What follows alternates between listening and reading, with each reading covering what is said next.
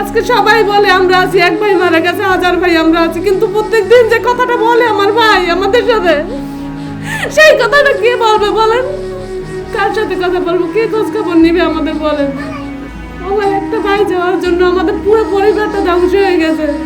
যখন আমার ভাইয়ের একটা মেয়ে আছে 10 বছর বয়স, ক্লাস 5-এ পড়ে, আর আমার ভাইয়ের একটা ছেলে 20 মাস বয়স।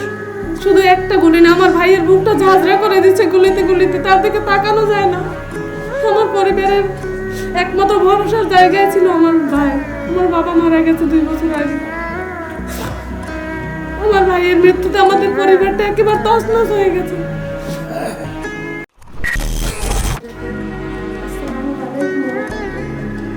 আমি হাফেজ মাওলানা মোহাম্মদ জসিমউদ্দিনের বোন। আমাদের বাড়ি বরিশাল।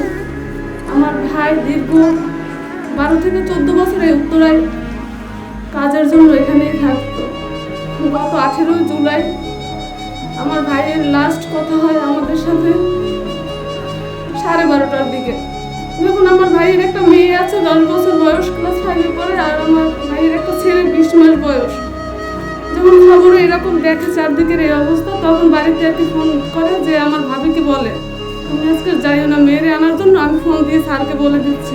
তখন লাস্ট কথা হয় স্যারের সাথে যে স্যার আমার মেয়েটাকে আপনি একটু বাড়িতে পৌঁছে দিবেন, ওরে এই গ্যাঞ্জাম চারদিকে একা ছাড়বেন না, আজকে প্রাইভেট পড়ার দরকার নেই। তারপর স্কুলের টিচারের সাথে কথা হয় 1টার মধ্যে, 1টা থেকে 1:30 নাগাদ ঘটনা। আমরা স্যার শুধু ওরে গাড়িতে তুলে দিয়ে বাসায় পৌঁছেছি, তার মধ্যে আমরা আবার আমার ভাইয়ের মৃত্যুর সংবাদ শুনি। তো আমার ভাই তো একজন কোরআনের হাফেজ, একজন মাওলানা, সে তো এখানে কাজ করতো এবং ওই দিনও সেই কাজের জন্যই সে রাস্তায় বের হয়েছে। তাহলে কি অন্যায় ছিল আমার ভাইয়ের? শুধু একটা গুলি না, আমার ভাইয়ের বুকটা ঝাঁঝরা করে দিচ্ছে গুলিতে গুলিতে, তার দিকে তাকানো যায় না।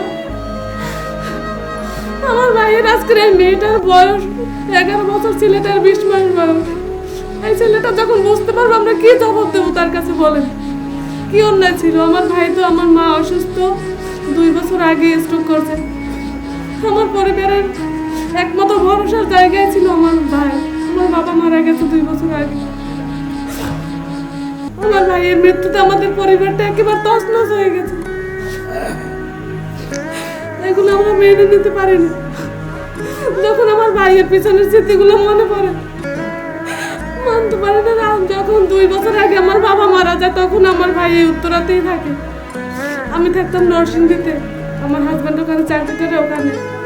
রাত্র 2টা বাজে যখন ফোন আসে যে আমার বাবা মারা গেছে, আমি আমার ভাইয়ের সাথে কান্না করেছি, ভাই আমার কি অবস্থা হবে, আমি কিভাবে যাব বাড়িতে? আমার একটা ছেলে অসুস্থ, এই জন্য আমার হাঁটাচলা করতে পারে না। আমার ভাই বলছে তুই রেডি হয়ে গেলে আমি তোরে নিয়ে যাব। আমার ভাই সেই 3টে বাজে রাত্র আমাকে এখান থেকে নরসিংদী গিয়ে নিয়ে যায়। সেই আশ্বাসের জায়গাগুলো আমরা কোথায় পাবো বলেন? কার কাছে বলবো? কোনো ব্যাপারে আমার ভাই কখনো ভেঙে পড়ে না, সব কিছু বললে বলতে ইনশাআল্লাহ হবে, আল্লাহ ভরসা।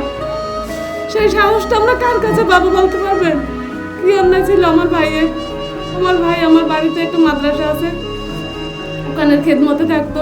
কিভাবে মাদ্রাসায় কাজ করবে, কিভাবে কোন হুজুর আনলে, এ নিয়েই থাকতো। 5 ওয়াক্ত নামাজ আদায় করতো।